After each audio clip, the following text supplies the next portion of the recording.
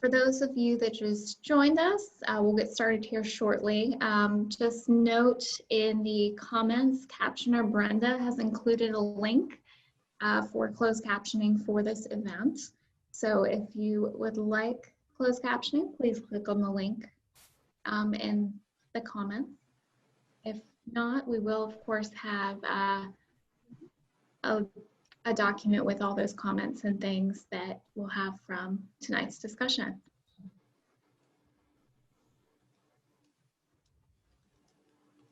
We're super excited to have you join us. Get started in just a minute as we admit the rest of our members for tonight's discussion.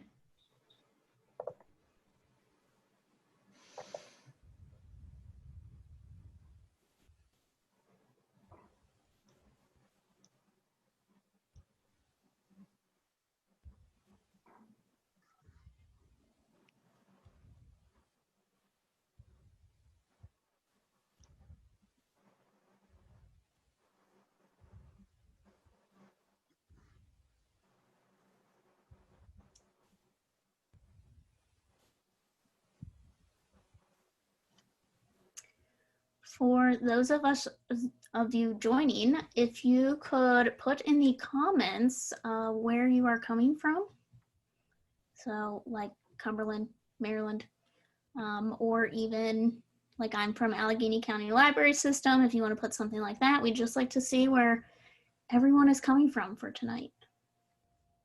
Please go ahead and do that. We're super excited to be here. Allie and I are moderating tonight's discussion.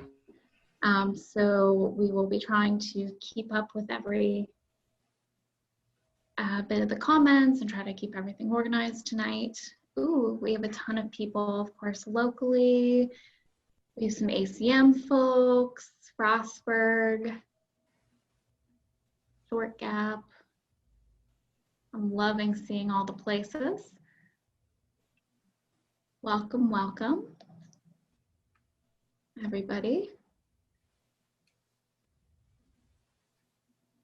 Looks like we have about 46 participants so far tonight. We'll give it one more minute just in case. Last discussion we had 74 people, which was awesome for our first discussion, which of course is super important to have these conversations and discuss such an important read.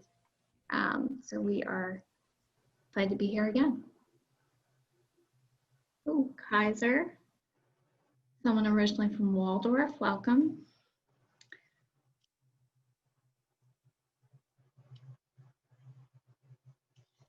You probably got the pop-up as you were entering, but this is being recorded and it will be up on the Allegheny County Library System YouTube, and I will be posting it to the Facebook once it's up. Hopefully be up before the end of the week. I'm hoping to upload it tomorrow. So just that you are aware, this is being recorded. All right, so it is 7:05. We'll go ahead and get started. Once again, my name is Courtney. I'm from Allegheny County Library System. Allie is also from Allegheny County Library System. We'll be moderating tonight, along with, we have a few student discussion leaders, as well as some community members who will be leading our discussion questions for tonight. Just to keep in mind, we are trying to limit our responses to the questions to about 2 to 3 minutes long, just so we can keep the discussion going and make sure everyone has a time to be heard.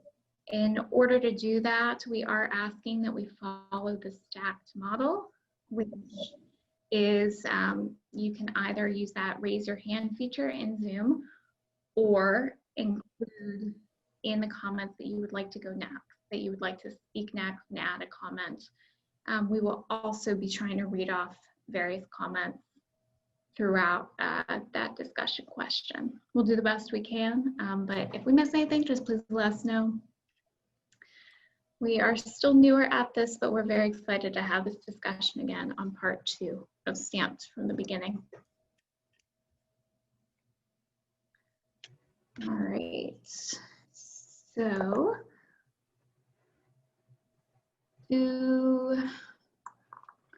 let's see here. Is there anything else you'd like to add, Allie, before we get started? Just the main thing would be to please mute yourself when you are done talking, just so we don't get a lot of interference or anything going on. So just a little reminder on that. You can see at the bottom of your screen, I think there's normally like a little mute or unmute button if you need it. And please feel free to use the comment section to have further discussions as well. All right, thank you. We'll go ahead and just begin sort of an initial question before we get into our student presenters. So we'll go ahead and just begin with, what was your initial reaction? How did this section and this section, this read, kind of change your view of history? You know, what was slightly different from this section to the next one? This is just kind of an initial question to get the ball rolling before we hop on to our next nitty-gritty question. So if anyone would like to speak, go ahead. You can use the raise your hand feature or put that you would like to speak in the comments.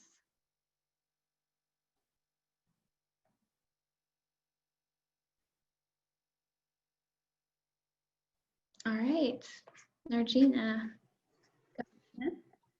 Okay, so you can hear me, right? Sorry. Okay, cool. So my initial reaction, I was honestly extremely shocked. So for my history class, my history class I took in high school, I actually did like a full like background or whatever on Thomas Jefferson, and I did not know half the things that were mentioned in this book. In fact, a lot of the things that I thought I knew were very I don't know how to explain it. I guess very downplayed. Like what I read in high school was that he had mixed children and that he was, you know, anti-slavery. I did not know that he wanted to free the slaves, but then also send them to Africa. I didn't know that he, you know, had children through sexual assault. Like a lot of the things that I read in this were very eye-opening, and I'm honestly just like, when I finished it, I like went to my friend's dorm and just like ranted to her because I was so angry that all of this information was so like just excused, and I just, yeah, no, I don't even know what to say. I'm really shocked and kind of appalled at that. It's like he was, you know, anti this and anti that, but like also enforcing it, and he's just a very contradicting and hypocritical person. And I'm really glad I read this because now I know and I'm really glad I've been informed about all this stuff. That's all I got.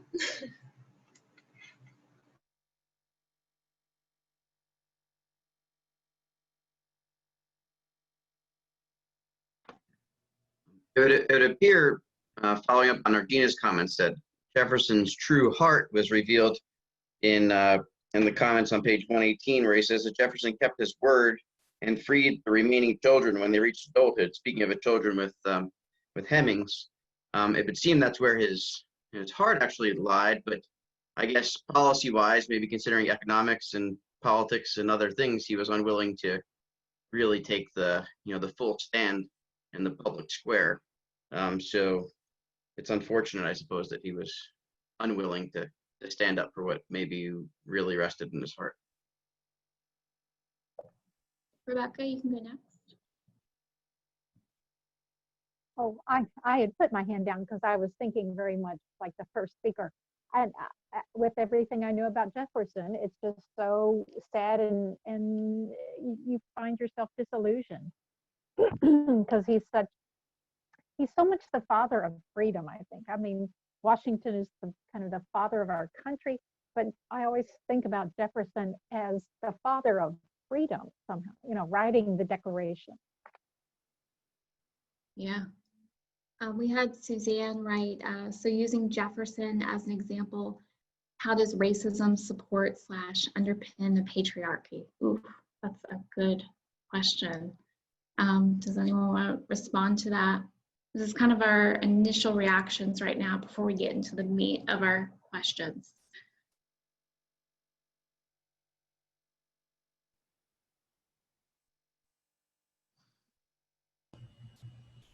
I'll respond to that quickly. It came to mind. I just read it with in the last day or so. The section when he's kind of outed for the truth of what he's been doing with his mistress, and basically though the world reacts by just voting for him more. There's not, he scoffs at this, and basically, it's really it's analyzed in this as being just reflective of what he's doing, what everyone else is doing, and it just sort of justifies their own behavior. So I think it feeds into exactly the thing you're talking about there, Suzanne. Yeah. I think there was also a comment in the book at one point where I can't remember whose wife it was, but she was upset with how things were working, and he was like, everyone else is upset, the slaves are upset, and now women are upset? Like, yes. Moral of the story, he was kind of wild. This actually goes right into, we'll jump a little ahead to the first question. I know we had sort of that breakup of the time we set in our email. But Nargina, do you want to go ahead and ask that question about Thomas Jefferson, since we're already jumping right into Yes, I absolutely can. All right, so Thomas Jefferson, among many other historical figures mentioned in Stand, are seen to dance between the line of segregationist and assimilationist and anti-racist throughout their lives. Is it fair to categorize individuals as completely one or the other? And do we still see this today from public figures? So I actually thought about this a lot over the weekend because I kept going back and forth between yes and no. So using obviously Thomas Jefferson as an example, I would say he was an assimilationist for himself and his people, but when it came to people that he wasn't a part of, it was like he was a segregationist. So with that being said, I don't think you can be one and the other. I think those are kind of contradicting points. I feel like if you are an assimilationist, I'm so sorry, hang on. I wrote notes and I have to like bounce back and forth between the Zoom call and my notes. 1 second.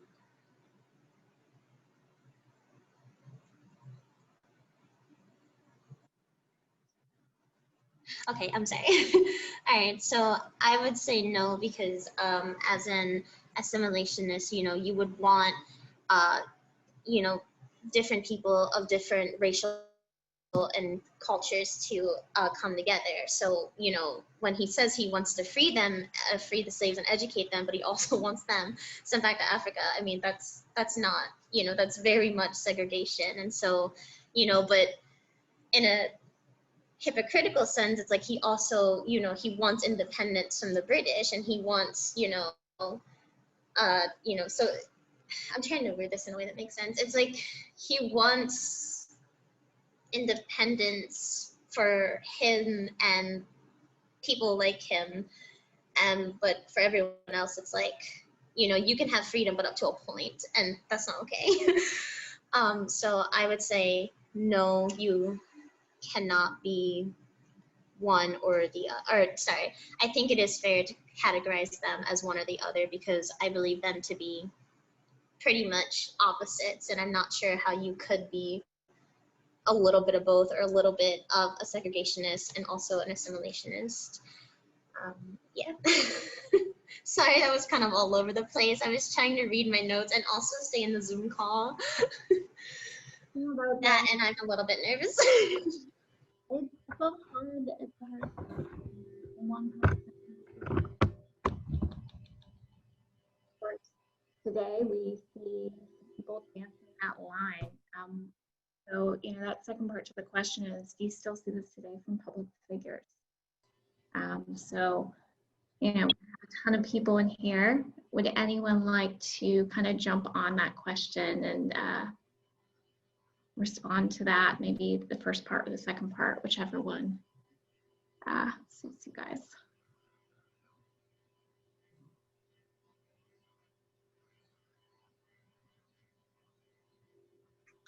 Oh. Mary, you can go ahead and go.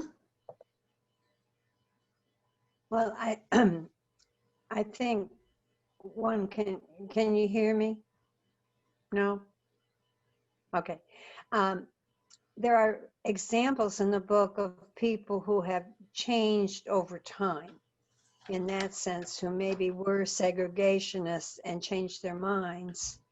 And I'll tell you the truth, I can't think of a good example from this particular section. There's an outstanding example coming up. But that is, over time, they learned and they grew and they changed their minds. And I think that is, I hope that is possible. I hate to think that we're all stuck in where we started. I think the thing that's particularly frustrating about Jefferson is he changed his mind, or changed what he said, but he changed back again. I mean, he was just all over the place. And certainly his personal actions did not fit with some of his words about freedom. The gentleman said earlier about in his heart, he thought he was possibly, an anti-racist. I don't think so. He freed his own family, mainly because Sally Hemings backed him into a corner and he had to promise that, or she wasn't going to come back from France to the United States with him. But he didn't free his other slaves. When he died, the other slaves in his plantation were still slaves because he supposedly needed them to get himself out of debt. And one place the guy suggests not so much to get out of debt, so buy all his fancy things that he wanted. But I am sorely disappointed. I feel like Nargina said, and I imagine you could be my granddaughter, Nargina. And I don't remember hearing any of this stuff either. And, I can't even remember my history classes. When I went to school, the social studies teacher was often a coach. I had the wrestling coach, I had the football coach. That was their basic role. And then they taught social studies on the side because it wasn't important or something, which I am a sociologist, and I find that very frustrating that my early social studies of all kinds education was incredibly poor. But yeah, Jefferson, I particularly have begun to dislike because of the way he went back and forth and said one thing and lived another thing.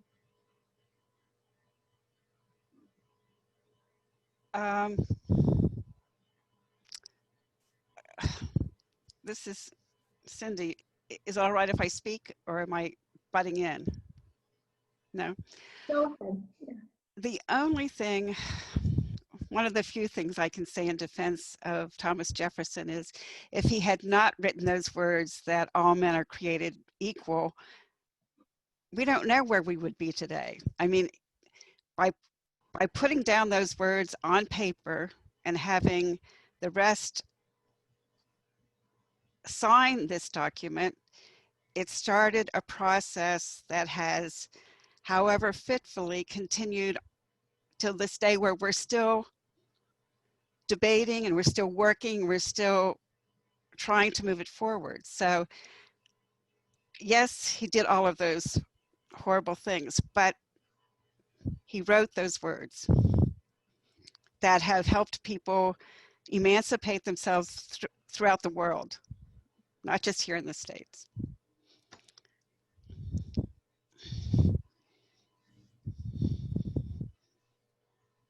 Suzanne, you can go ahead next. So I'm trying to type, but I can't type as fast as I can talk. So if anyone's familiar with the 1619 project that was published by the New York Times earlier, well, actually last year, because last year was 1619. The thesis of the entire project is that African Americans in this country have brought us to the words of Jefferson. That Jefferson envisioned this democracy, envisioned these freedoms, but only envisioned them for a very small subset of people, white Christian males. And that if not for African Americans in this country, we might still be there.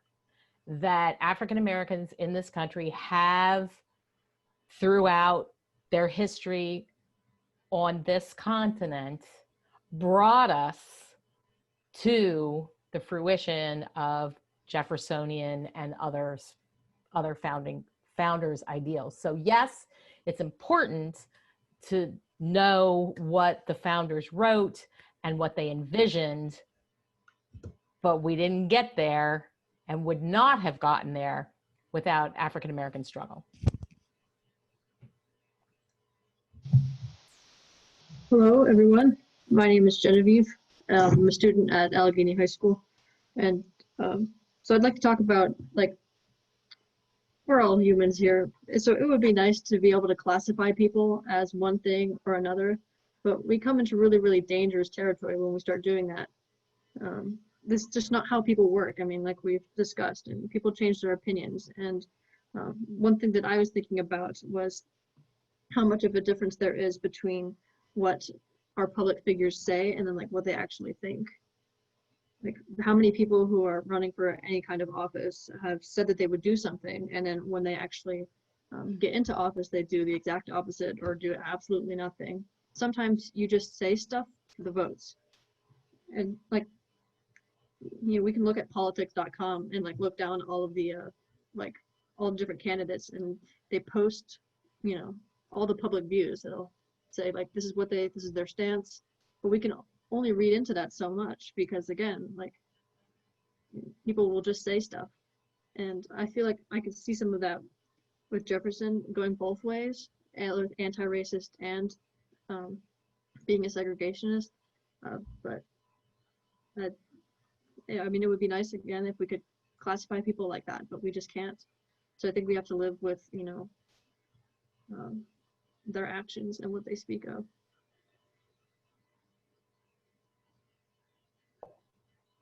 Good thoughts. All right.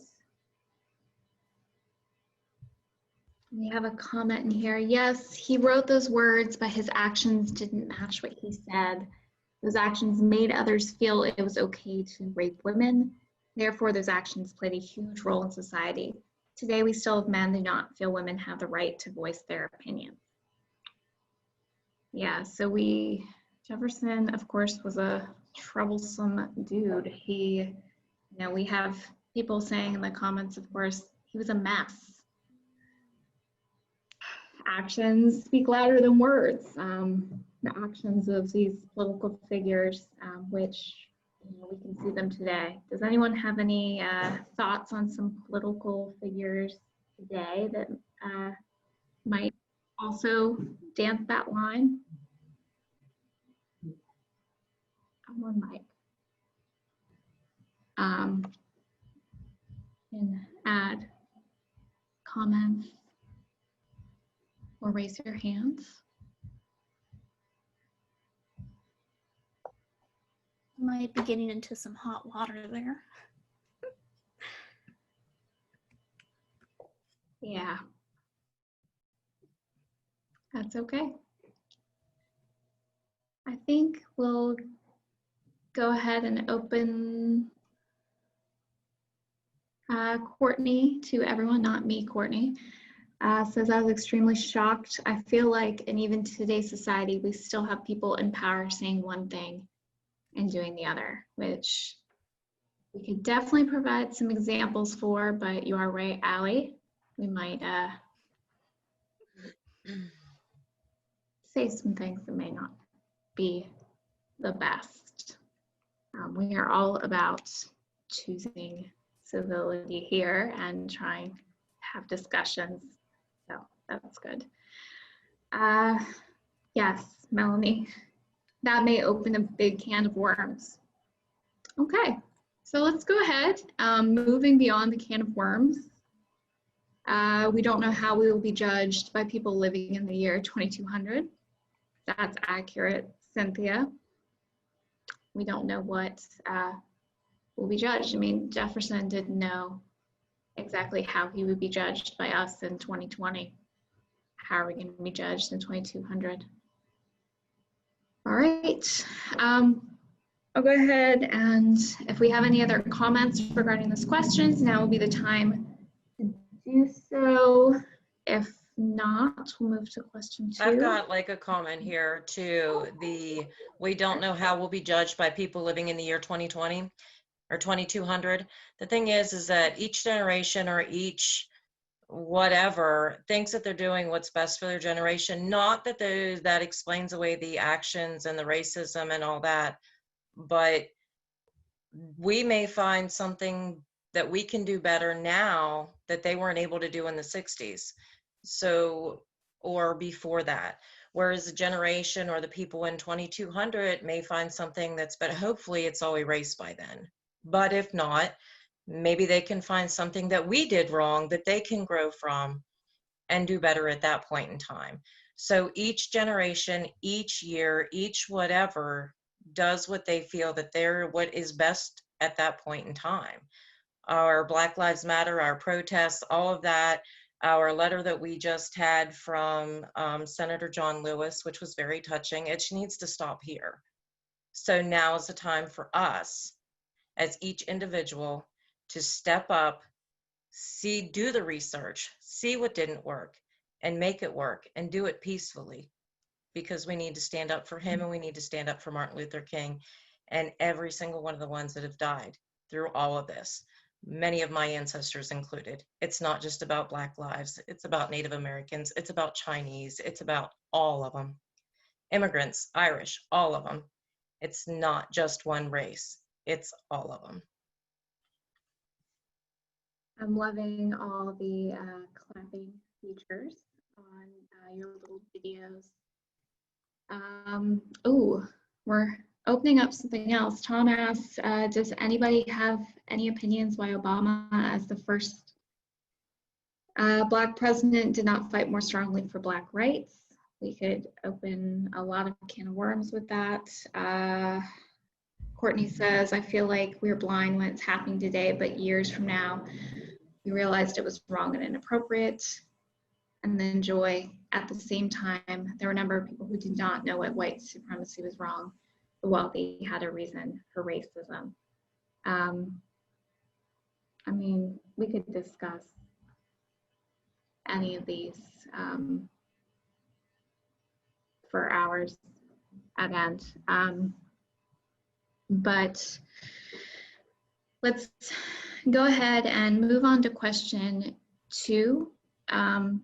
So I'll go ahead and let our student presenter do that. You are more than welcome to continue discussions in the comments. I will try to highlight those to make sure that we are continuing to move along with the discussion question. So we'll go ahead and move on to question 2 from Stephen at ACM. Hey guys, my name is Stephen Kraft, and of course I'm representing Allegheny College of Maryland Human Service Program. So question 2 is, how does part 2 complicate / contradict your previous views of men such as Benjamin Franklin and Thomas Jefferson? The second part of the question is, how does this book complicate / contradict the American mythology of the Founding Fathers? You know, through reading this book, I found it really interesting to kind of think about the American figures that Kendi talks about, and kind of reviewing what other people have talked about, and you know, how I've learned about these men growing up, you know, in the United States and in the classroom, and you know, understanding the kind of historical narrative that they're kind of assigned. And you know, Kendi provides countless examples of, you know, how Benjamin Franklin and Thomas Jefferson continuously acted in ways that kind of contradict the freedoms that the United States is kind of known for and associated with. You know, like a lot of people said, you know, Thomas Jefferson wrote in the Declaration of Independence, all men are born equal, which is kind of contradictory to a lot of the, you know, actions that he took. One example that really stuck out to me in this book that I'll read very briefly that Kendi wrote was assessing the pupils, Franklin gained a higher opinion of the natural capacities of the Black race. Some Blacks could adopt our language or customs, he admitted, but that seemed to be all Franklin could concede, probably recognizing that the production of racist ideas was essential to substantiating slavery. And then Kendi later writes, Franklin argued that the majority of slaves was of plotting disposition, dark, sullen, malicious, revengeful, and cruel in the highest degree. You know, it's like when I read stuff like that, it just like completely changes kind of my idea of like the American mythology of the founding fathers, because there seems to be this like entire portion of these men's lives that are kind of left out of the narrative, you know, probably on purpose. And it kind of forces me again to wonder how accurate the history is that I understand of what, you know, what American history is. You know, Winston Churchill, you know, famously says, you know, history is written by the victors. And it kind of challenges me to think, you know, is American history really written by the victors? In this case, being rich, powerful white men, you know, and it's really just kind of made me kind of reevaluate what I think I know about American history and how much more I can really learn about it.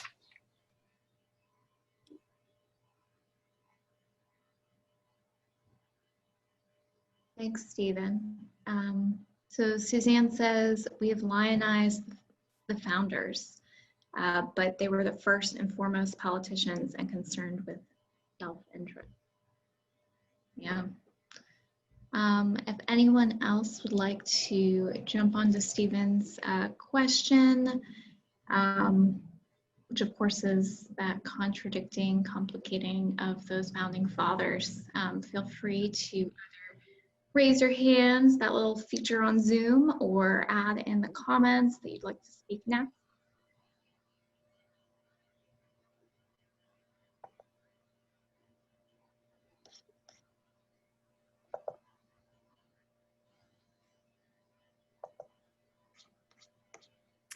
I feel like I, you know, was raised to think as the founding fathers of the men who fought for freedom, but it's crazy to think that, you know, they fought for freedom and kept saying that they were very anti-slavery while still owning slaves, and talking about the fact that they needed to send African Americans to Africa and then Christianize them basically to make them more human. So we don't really see that side of it. So that was definitely eye-opening, and maybe that was just, I missed that part in history class, but I only ever knew them as like the freedom fighters. Yeah, for sure. I had similar experiences growing up where, you know, you only see the good, that whitewashing of history. And once again, that lionization of those founding fathers. Ooh, Diane comments, it still seems to be about money and profit. Those are the people that controlled history. Yeah, that's really, really true. Even today, those people that have that money, that power, yeah, because they still control the power now. Those people that have that money, the power, they have that ability to change, rewrite history in their favor. So problematic. Thankfully, we have the ability today to have the internet, we have technology to kind of allow the people to have conversations and learn more, not just what's told in that history class. We can dig deeper. We can continue to have the free speech. Jody wants to speak. Jody, you're next. Hi, can you hear me? Yep, go ahead. Jodywalker, I'm from Cumberland. One of the things that I have noticed lately is they're talking about cancel culture. In other words, the taking down of statues of the military generals that fought in the Civil War for the South. They're claiming that we're erasing history, but I think that quite the opposite is happening. And it's a good thing. I think as more and more we get away from the mythology and focus on the reality of things, the more support I believe there is for the Black Lives Matter movement. And that's essential. And I think that as we get more and more voices and different points of view, we all benefit from that. Good thoughts, Jody. Before we hop on with Genevieve, I'm just going to read a couple comments. Sarah says, I was amazed in a positive way by Samuel Johnson. He's someone I taught for years and did not know his role. It's amazing to hear. I know we have some educators here today, and to hear that they're continuing to learn and the various roles that we didn't know about. And then Suzanne, and race has been the wedge to keep those without power from coalescing. Yeah. All right. I have something. Can you hear me? This is Sonia. Can you hear me? Okay, yeah, Sonia and then Genevieve. You can't see me, but I don't have audio, but I may not. Anyway, those founding fathers, what I see as a thread going all the way through the book, in every chapter, as they talk about African Americans, and it's, you know, it's always negative, you know, the dark, the idleness, the laziness, the theft, you know, all the slaves, but yet they turn around and flip a coin and want to sleep with them, you know, like Thomas Jefferson had 6 kids with Sally Heming. That thread seems to be, even though they may flip back and forth, they still think of the African American race as, you know, it's always a belittling negative words. And that's the thread that I see going all the way through almost all the chapters. They may say some nice things to highlight them, but then it's always, you know, it negates everything when they talk about using adjectives to describe them.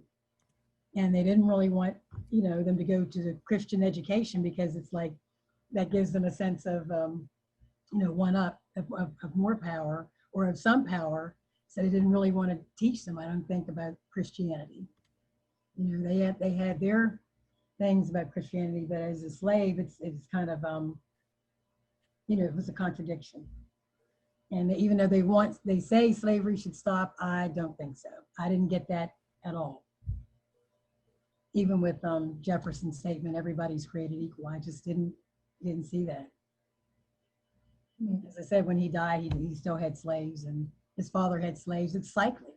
You know, when you're brought up in that environment, you know, your kid, their kids, the kids to come, you know, unless somebody breaks that cycle, it still continues. And that's why things are, I think, the way they are today with some families, because it starts with the family in the home. Good thoughts, Sonia. Looks like it is Genevieve next, and then Elesha. So I've been learning about the robber barons of like the Industrial Revolution in my history class. And so, you know, they're like, it's like Vanderbilt, Carnegie, Gold, Frick, Rockefeller. And so I think our history chooses not to like elaborate on the dirt behind people we praise as heroes. And that's been said before in this discussion. I think that, you know, we try to accept them as, you know, overwhelmingly good because of their contributions. Like, where would we be without steel? Where would we be without railroads? I mean, those things seem insignificant now, but back then, you know, our infrastructure was built on those things, and that was built upon these men who did awful things.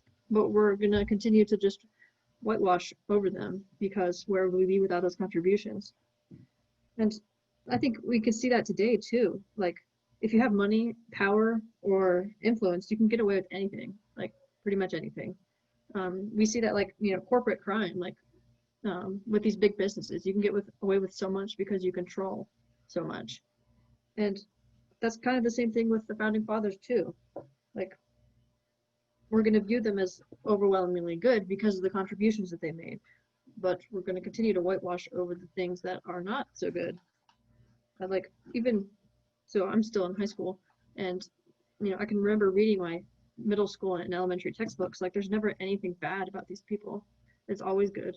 And only since I've gotten to like the college level have we gotten into that these people aren't as perfect as we put them out to be.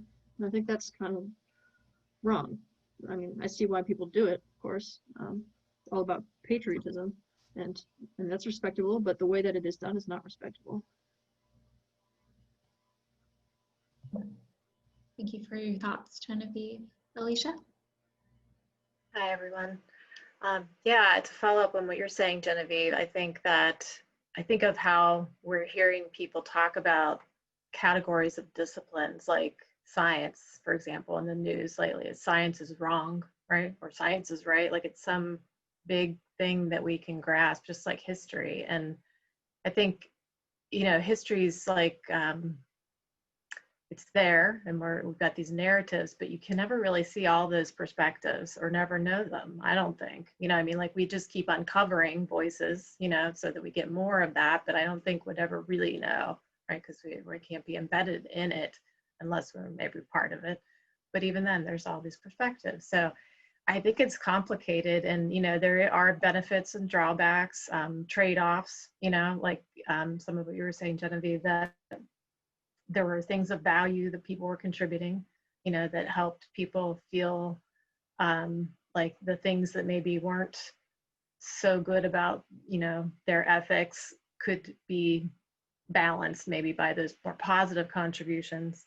But I think of, you know, how it seems like we have such a hard time, humanity, in striving collectively for common goals.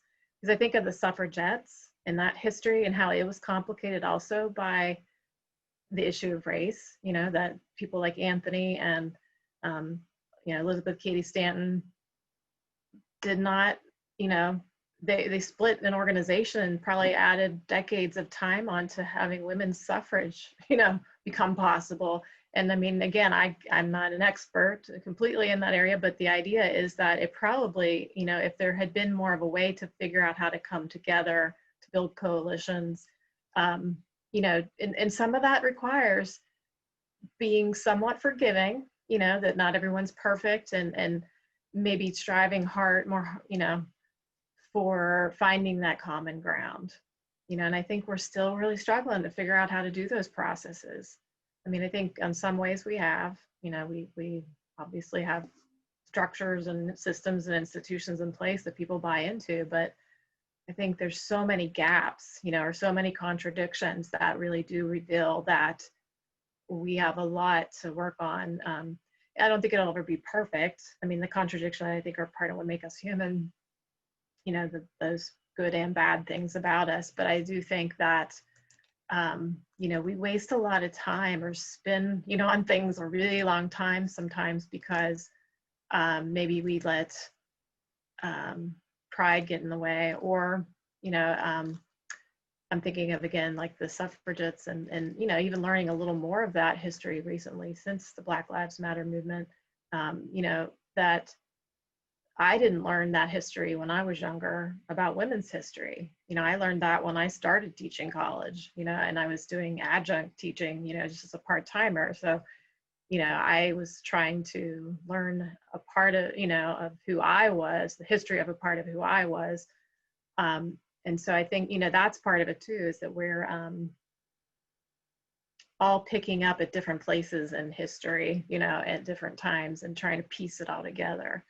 So what I like about what's happening now, even though it's really hard and feels like there's a lot of divide, is that I see that happening more like this, you know, doing these discussions, that people are trying to figure out ways to not say, well, this is what was wrong, this is what is right, but more like, well, why is this so hard? And like, what can we figure out to get past some of these obstacles? You know, because I think that's what we really need to focus on. And the protest part is more the what is right, what is wrong, you know, what are our values, what do we believe in, our principles. But I think dialogue, you know, and deliberating out some things will be really what helps us to make decisions together, you know, to help things change. And I don't know, you know, some of that the founding fathers did do to create the Constitution on some level with certain people, right? I mean, but it wasn't broad enough, you know, and I mean, just even like with women, right? So it's just moving on then to, you know, other standpoint perspectives. And I don't know, we'll see. Hopefully it gets better. It doesn't go backwards. Hopefully that made sense. Yeah, thank you. It's just important that we keep, you know, the thread that was talked about a little bit before, you know, we keep moving forward, we keep learning, we keep evolving. Before we move to the next question, I'm just going to highlight a few more of the comments. We love the comment discussions going on. John had said,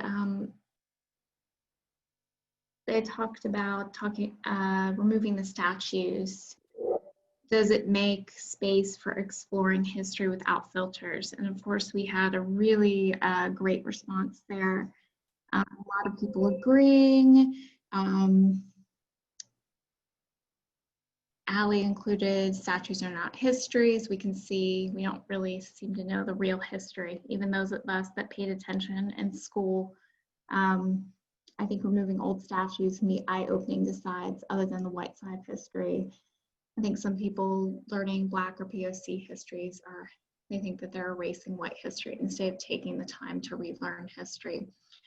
So once again, make sure you take a look at those comments.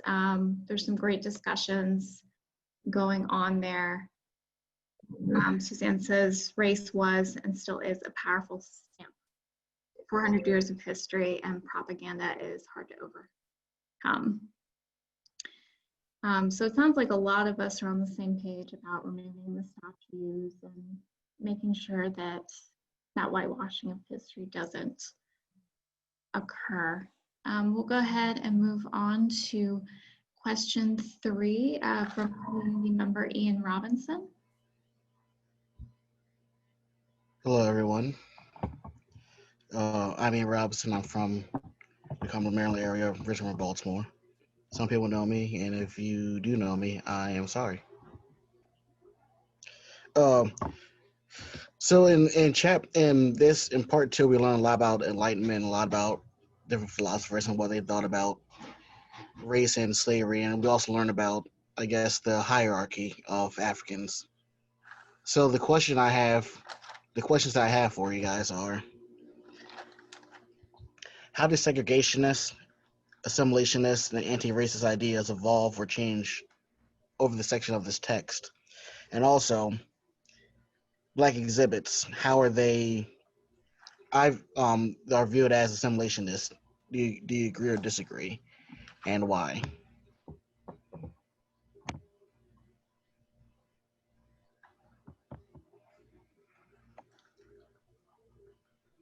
I guess I can provide a little, context to what Black exhibits are for those who might not know. Basically, they took exceptional Black people and kind of displayed them for their talents, whether they were smart or they could write or read or create poems. So basically, these Black exhibits were kind of considered these exceptional African Americans during the time.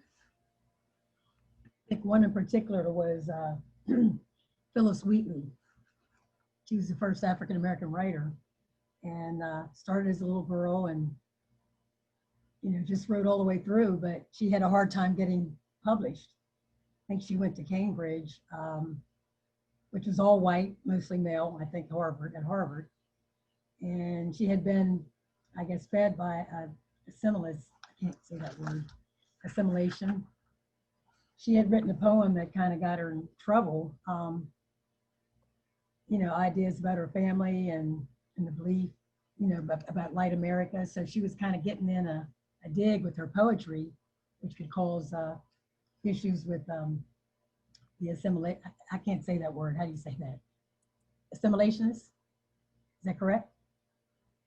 I believe so. That's how I say it. So, and she attacked segregation in another poem. I mean, she was pretty controversial, but she did have, when she went to a publisher, they wouldn't publish because she was so controversial. But then there was 18 men. They didn't have much to lose in signing her document, and you know, she went on to be a prominent writer throughout history.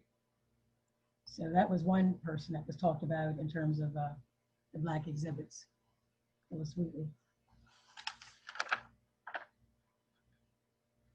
Can I just quickly add something to that, Sonia? I love that summary was so fantastic of how those different parts of Phyllis Wheatley's story. There was something that I did not know all of that, but there was something else there, that a detail that really struck me, that when the family who purchased her picked her out, basically she actually was named, the name Phyllis is from the slave ship that brought her from Africa. So she's like literally bearing the name, you know, throughout this whole, and she becomes, you know, famous and is read and taught today, but you know, that she's known that entire time by the name of the ship that brought her, which is just incredibly heartbreaking to me. That was such a heartbreaking detail.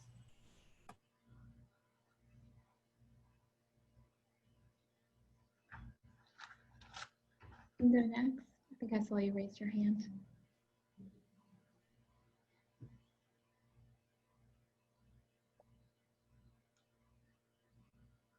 I'm sorry, who did you say? Rebecca, sorry. Oh, okay. Thank you. My mic is wonky. No, that's all right. It seems like though the folks like Phyllis and the other ones who were exceptions were just caught in between.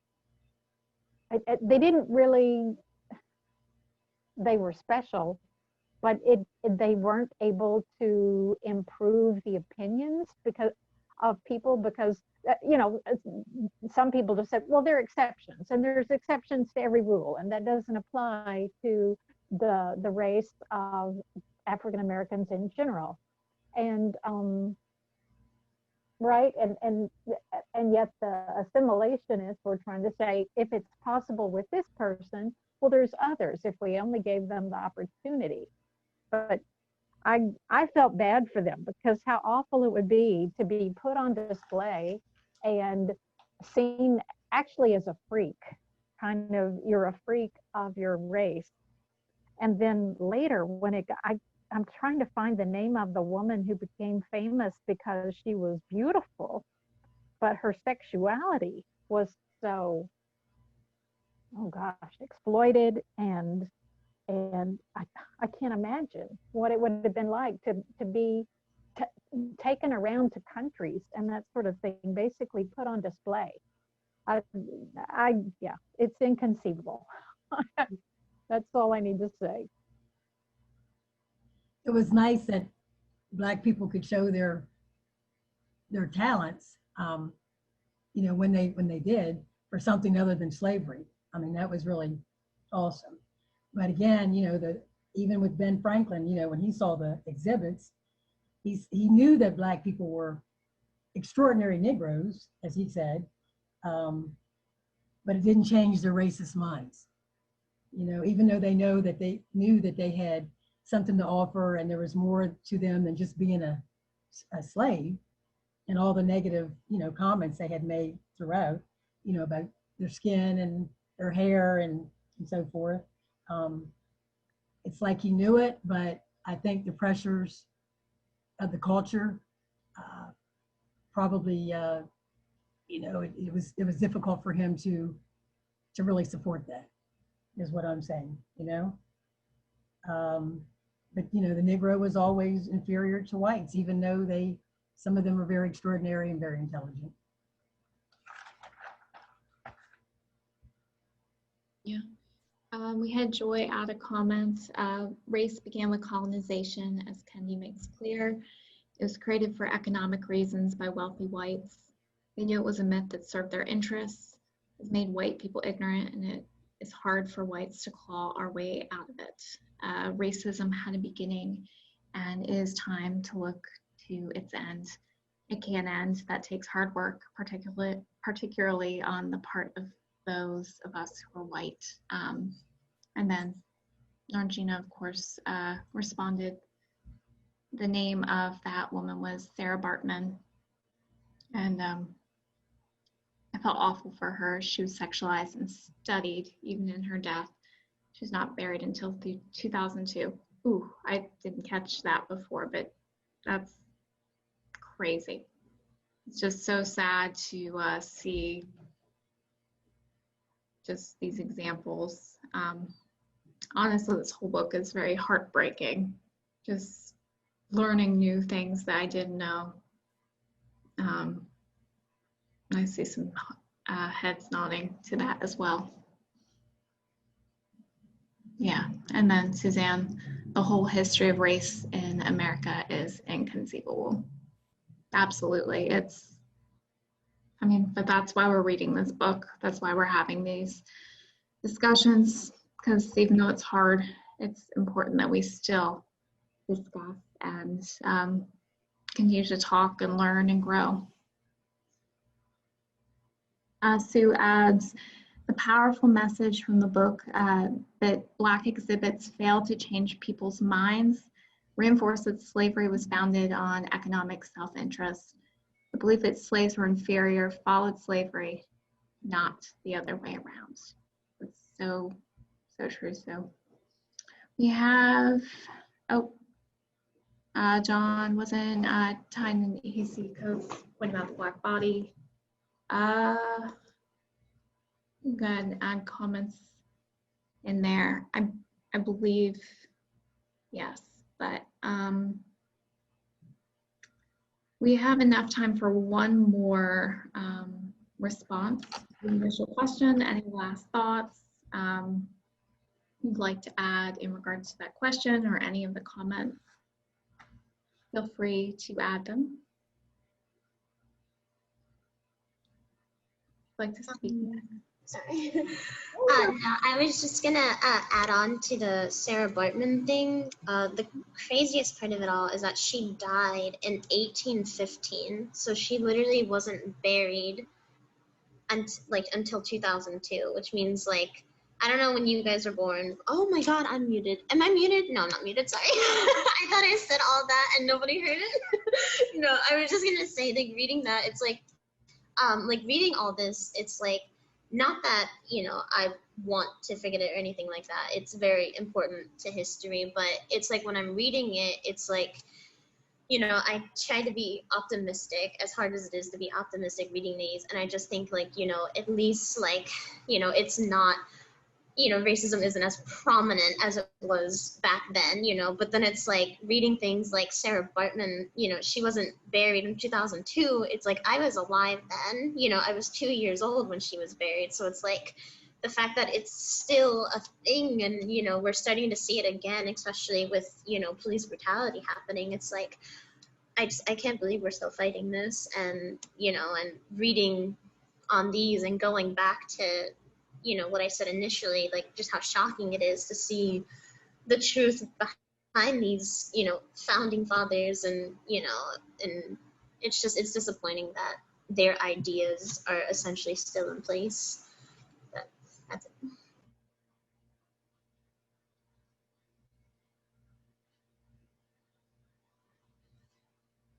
All right, Rebecca is our last comment for this section here. Well, thank you. I'm one thing that I'm just realizing we haven't touched on, and it's really a powerful story, is the story of the slave revolts. Mm. And really the strength and the they all failed and but they had some degree of success, you know, in how far they were able to get. And the fact that, you know, the organization across hundreds of miles and plantations and getting people together and managing to keep a huge effort like that almost entirely secret. I mean, I know that it scared the slaveholders out of their pants. I mean, but I'm glad to look back at least and be able to know that they had that in them. They had that desire for freedom and that ability to organize toward it.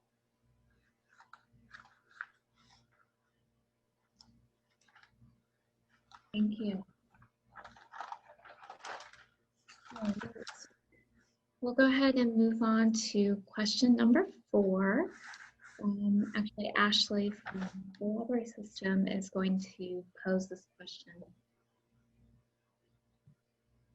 Hi, good evening, everyone. Ashley from Allegheny County Library. Thank you all for joining us. I think that this next question, we've touched on a lot of great points, you know, that may pertain to it, but if anyone else wants to expand on the topic and from any of these prompts, please do. So question 4 is again about Black exhibits, discussing the examples from the book and how they are used to both help and hurt the cause of anti-racism, and how ultimately is Black talent and intellectualism turned into assimilationist and even segregatist thinking, sorry, tongue-tied. So I know a lot of, you talked about Phyllis Wheatley. That was kind of my take on it. The way that, you know, the Black exhibits were treated kind of as artifacts, and I think someone said made the exception, and I think that contributed to why it didn't change a lot of people's minds, because again, they were the exception to the rule, as you know, it was seen by white colonists. So anyone else want to expand more on this topic?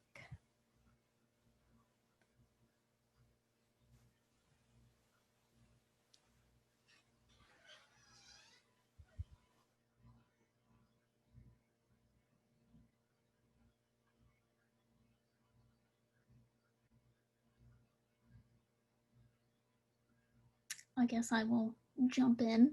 I just put in the comments that the word exhibits to me makes me think of animals, like animals in the zoo. And even Sarah herself had been collared and walked around, which is disturbing.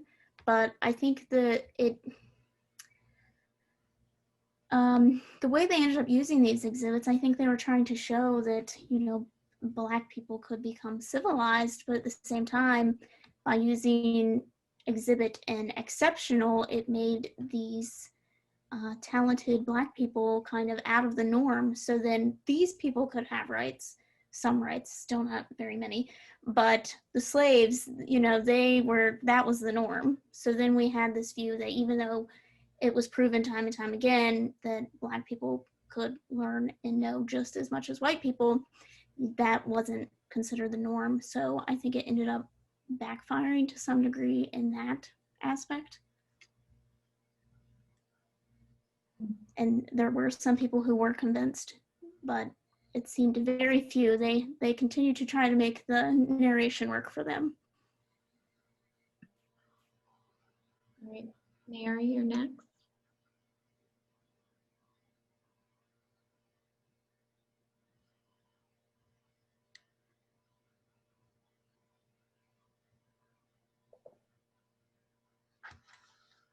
You're still muted there. Oh, okay. There you go.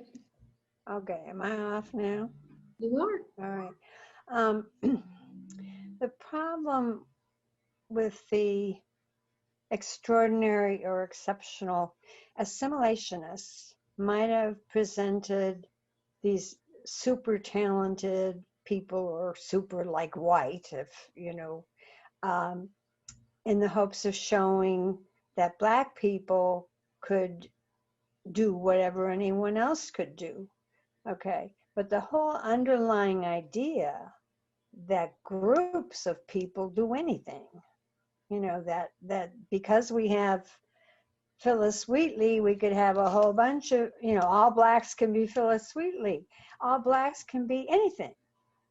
And the whole idea of having the grouping, be it white, Black, whomever, just the underlying thing about racism is it acts like there are groups that are different as a group. And that isn't true. Okay? Individuals are different one from the other. And so there can be lots of exceptional, ordinary, whatever people among Black people, just like there are exceptional, ordinary people under white people and what, you know, whatever other group. We shouldn't treat people like groups. I mean, I think that's the key, and where the assimilationists were wrong. And sometimes the anti-racists got into this too. Okay? That, to me, is the bottom of racism and every other kind of ism. Sexism is you're treating people as if everybody in the group is the same, and they're not. Good thoughts, Mary. Nargina's next, and then Tom.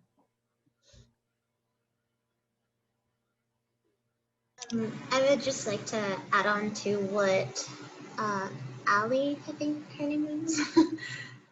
Allie, I think. Yeah, I'm assuming you okay. mean. Yeah, I was thinking the same thing. Like when I hear the word exhibit, I don't even think of human. I think of like an attraction or whatever. And I think having Black exhibits absolutely hurts the cause of anti-racism, because it is essentially like, well, first of all, like just putting someone on display like that, I feel like is a bit, you know, just out of bounds. Like you don't, like, it's just that, you know, I just feel like that's something you don't do. And then secondly, it's like, you know, it's just kind of contributing to this idea that it's like out of the ordinary that a Black person could be intelligent.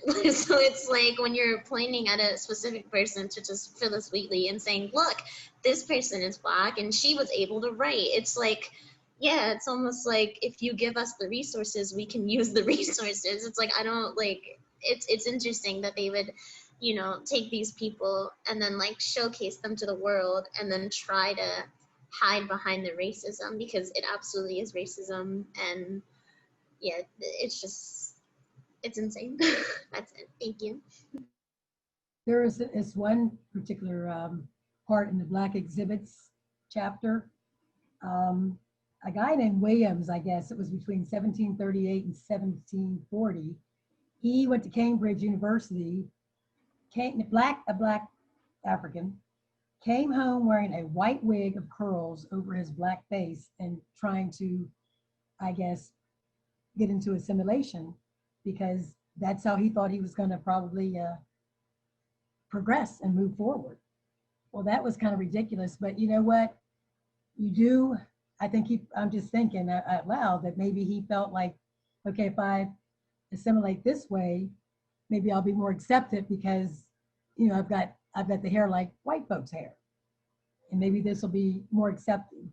But it didn't say much more about that. It just made a comment about his white wig and on his Black face, but he ended up opening a grammar school for slave owners, you know, slave owners' children. That's what he did.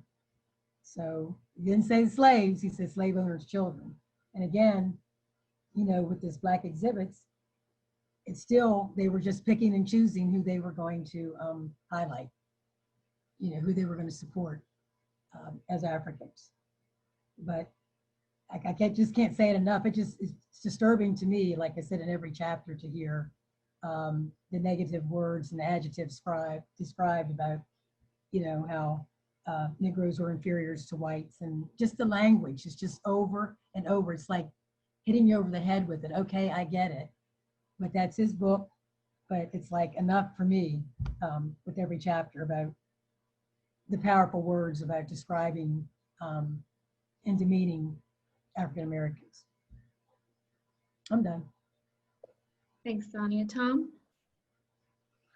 I wanted to follow up on Mary's comments. I thought she made some good comments, and my favorite quote, I guess, from the book that I read so far was, he said, "From the beginning, uplift suasion was not only racist, it was also impossible for blacks to execute. Free blacks were unable to always display positive characteristics for the same reason that poor immigrants and rich planters were unable to do so. That is, free blacks were human and humanly flawed." And I guess that is potent in that, you know, if we hold certain groups to you know, unreasonable standards, that we're kind of always looking for them to fall into a trap, and it's something that we need to continue to work on. Recognize that we are all humans and humanly flawed. When we take that stand to judge others, we put ourselves above another. And I guess I just want to highlight we each have our flaws. And then last, I just want to say that I come at this as a science teacher. I don't have a social studies background at all, and I haven't had a social studies class for 20 years. So I'm really enjoying learning from all of you. That many of you seem to have much more of a background with these issues, and so I thank you for sharing, and I've enjoyed learning from you.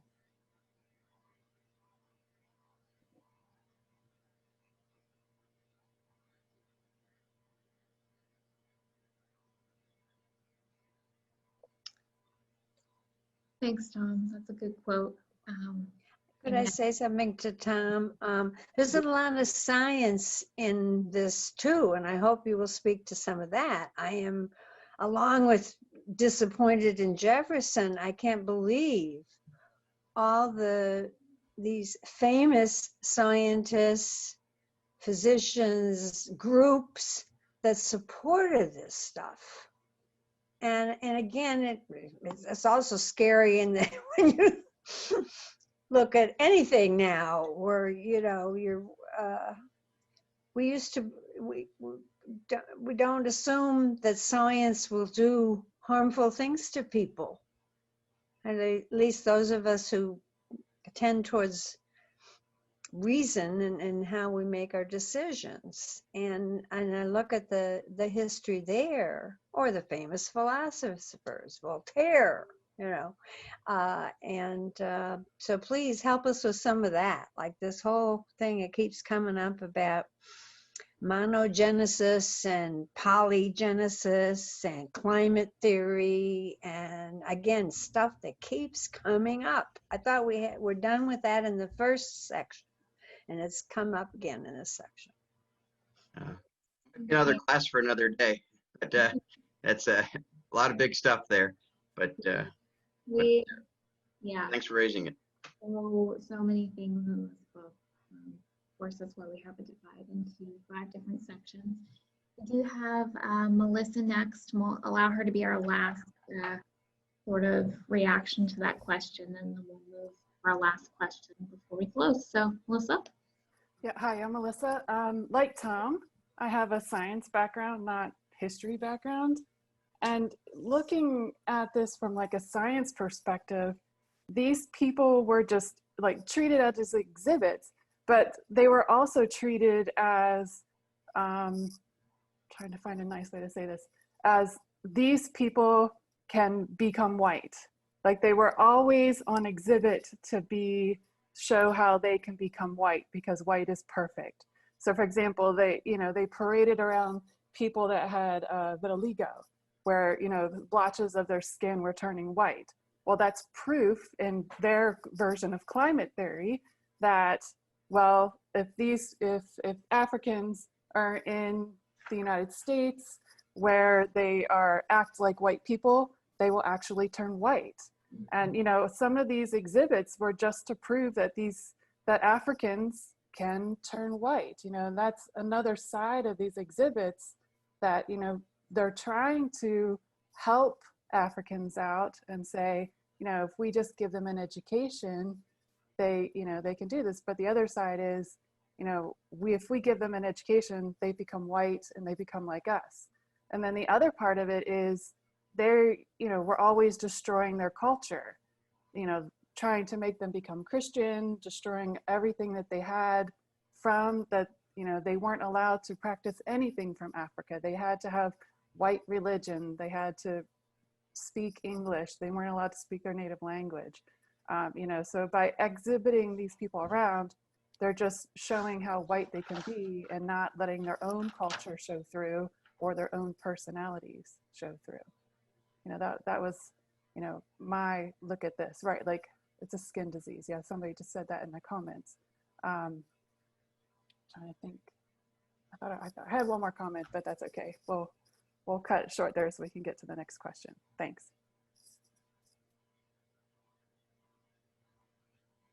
Thanks, Melissa. We have one more question before we end. Unfortunately, there are so many comments and things we can talk about, but I'll let Tabitha lead us on our last question for tonight. Hi, so my name's Tabitha.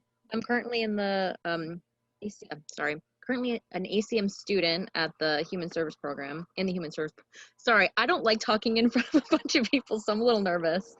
So anyway, this next question is based off of the idea of upward persuasion. So as described in the book, white people could be persuaded away from their racist ideas if they saw Black people improving their behavior.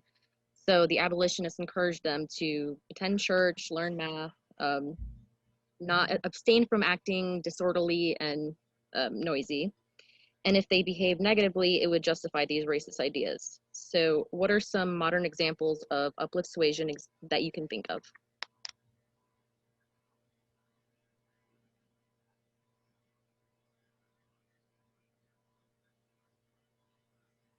Hello? Hello. Oh, I'm sorry. I thought I was muted. Can everyone hear me? Yep. Yeah. I think an example of that today is sort of in the way that when something happens to particularly African Americans in this country, the first thing that usually happens is their background is dug into, and they'll go back millions of years just to find something negative or a blemish, a perceived blemish in that person's history, life history, to sort of justify whatever negative happened to that person. So I think that that kind of goes along with what was happening back then. It's sort of like, well, he had a criminal record, so you know he sort of deserved whatever whatever happened to him, whatever racist incident occurred to him, it was justified because he's got a long rap sheet or he has a history of some sort of negativity. And it's always, there's this habit of always going back and trying to dig that type of stuff up, sort of as a justification for racist behavior.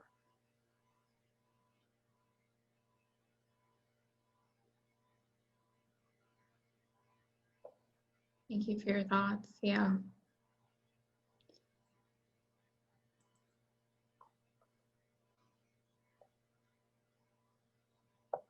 Any other comments regarding some modern versions of this uplift persuasion?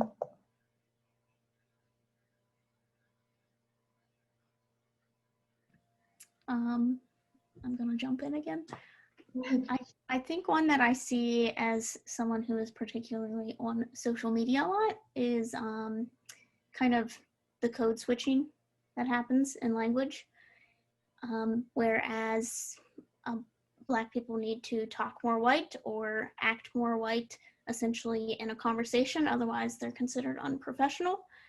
But then I also see on the social media side where we take a lot of words that are used in the African American dialect and kind of they become these memes and kind of just these slang type words, whereas these are just words that, you know, are part of their language. I've been seeing one, especially on Twitter, that is child. I'm probably saying that totally wrong, but it's like, you know, calm down, child kind of deal. I've been seeing that used a lot and kind of appropriating those types of words, basically using them as memes in a way. So that's probably one of the biggest examples that I feel like I see. I think a stereotype, you know, in terms of the Black youth, thuggish. Oh, they're thuggish. They're probably a juvenile delinquent. You know, they got their sagging and bagging. They got the hoodie over their head. You know, symbols, the way they talk. They're just saying, oh my, they're just trouble. And they don't know that person. That just could be their dress code. But the dress code kind of dictates negativity with especially the profile of Black men. Yeah, if I can just jump in really quickly on that point, for sure, from education, that's part of my job is that at the district level to work against the school to prison pipeline and the disproportionate suspension of particularly African-American boys, especially African-American boys who also are a student with a disability. When you layer those two factors together, it's an incredible difference in the rate of out of school suspension and of expulsion to alternative programs. And there can't, I mean, that's just, at the end of the day, there's absolutely no research that shows that African-American boys are any more ill-behaved than any other child. It just doesn't exist. That is absolutely coming from this particular thing. And I think there, in my direct work with students, I've heard a lot of comments about, you know, the pressure that's on kids to perform in a certain way or to be, you know, extra special good because they're like under the microscope, you know, that their behavior is under the microscope and that they're, you know, representing an entire group with if it's a kid who's on, kind of goes into the tokenism thing, you know, if you've got a student who's on student council or something, or, you know, is some way highlighted, that there's a really intense feeling of this, I think I didn't have the word before I read the section, but this uplift suasion, you know, that they're supposed to, that their behavior is really reflective of this entire, of their peers as well somehow, and that, you know, everybody's watching to make sure that they're succeeding at this, because if they've got to do that in order to convince the world that that their peers are, you know, are capable of this behavior and, you know, shouldn't be suspended at higher rates and all those kinds of things. And that all of that does is take away the responsibility from the system to do better and to recognize, you know, the failings within the system, the mechanisms that are allowing this to happen at a disproportionate rate.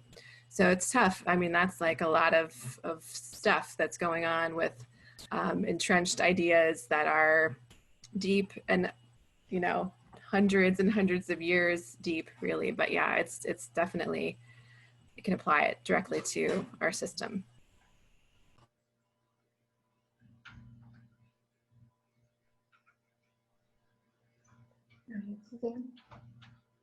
I just want to give like 2 quick examples. I'm not sure if they're 100% uplift suasion, but in the late 80s and early 90s, we had a terrible drug epidemic of crack, and it affected the African-American community very strongly, urban African-American community. And the result of that was the crime bill and, you know, huge mass incarceration. A generation later, in rural America, we have a drug epidemic again. And what is the result of that?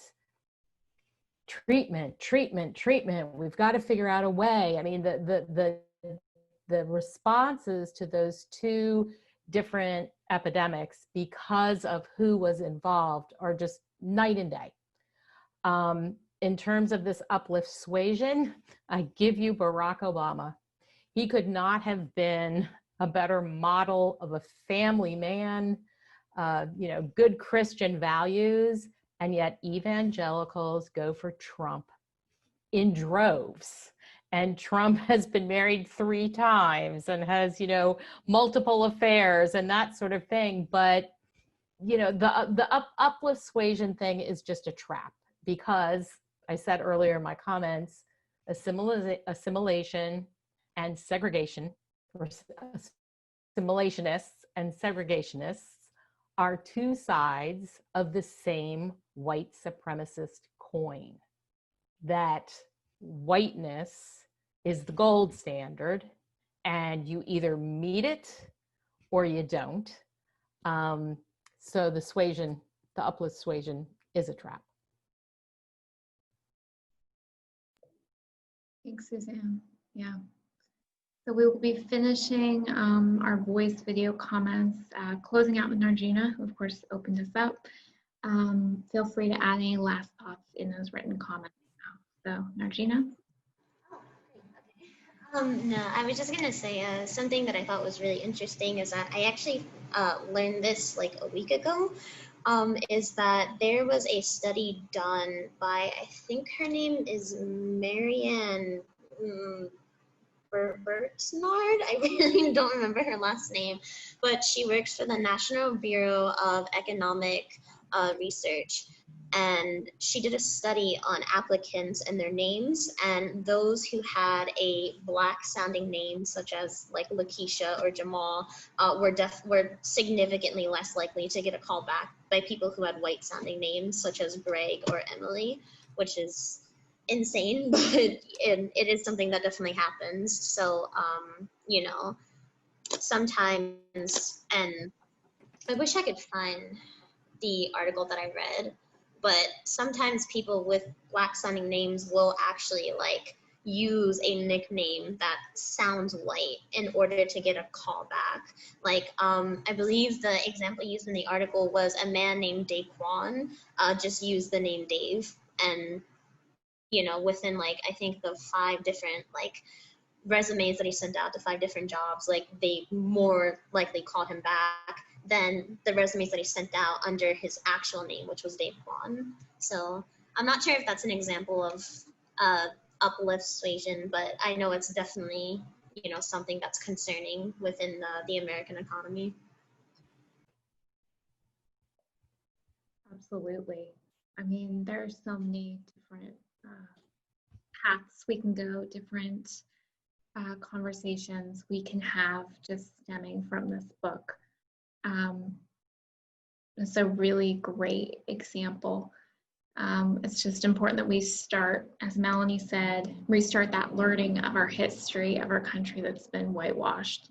And so that does start here. That starts with our discussions. I do invite you, if you're not already, start having those conversations with your coworkers, with your family, with your friends. Don't just leave it here. Let's continue to dialogue and have those conversations elsewhere. It is 8:30, just about, so we are going to close up. Continue to advocate, continue to dialogue. I'm actually going to let Ian close out with his 5 phrases, because I saw him raising his hand with the little 5 phrases he always has whenever he's talking about advocating. Because I know you'll do a good job with that.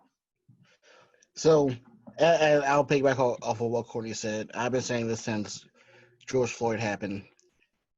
After you leave here, do not let this die. We fix things by opening up this dialogue, and we need to sustain pressure. We lost a little bit of pressure after George Floyd going into Jacob Blake, but I have faith that we can do this. I have five easy steps. Listen to anybody that is Black, Indigenous, people of color. Listen to their stories. then empathize with them. You do not have to feel bad for them, but listen to what they say and just soak in what's happening, so you can get a grasp of how reality is for Black folk. Educate yourselves. Do not ask to be educated by them. Go, like this book discussion, read Stamped, read How to Be Anti-Racist, do whatever you can to educate yourselves on to understand our struggles. Protect us, not just online, but also in the streets too, and just not just your friends, anybody that you see being harassed or being oppressed. Help them out as much as you can, and just repeat that, not just for the Black community, but for the Hispanic, Latino, Muslim, LGBTQIA plus. Follow that for all of these things, for every single minority community. Once we do that, we can start making this world a better place, and just keep fighting this good fight. Keep educating yourselves. And for the love of God, just show up in November and vote, because we kind of need this. Because I'm tired. I feel like everybody else is too. So those are my final thoughts of, well, my final phrase for the evening. But thank you, Courtney, and thank you, Allie, and for having me be a part of this, and thank you all who have participated and asked questions too. Thank you, everybody. It's a little after 8:30. We'll catch you on the 29th for our next stamp discussion. We have 3 more to go, lots to talk about, lots to dialogue with. Remember, this is recorded, and we'll catch you in 2 weeks. Thank you. Bye, guys. Bye-bye. Thank you.